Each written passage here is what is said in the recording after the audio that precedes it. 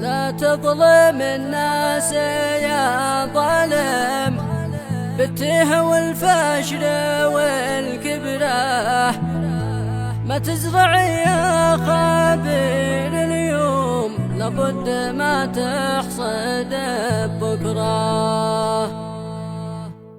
لا تظلم الناس يا ظالم، بالتيه والفشل والكبره ما تزرع يا خابر اليوم، لابد ما تحصد بكره. وخلي الخلق للخالق لما ما عقلهم منه، من رقب الناس يبني الناس يموت في الهم والحسرة. نصيحتي يا بني آدم تخف وديها والنعلة، إبليس راس البلا والشر خلاها وداحل وشره. يا ذي بتحكم على المظهر، لا شفت إنسان بالفضله، إياك تنسى بأن الله يضعف الناس يضع سره. مستضعفنا يلتزم يحقق الله لهم نصره، قد صار فرعون والنمرود وأصبحوا للبشر عبره.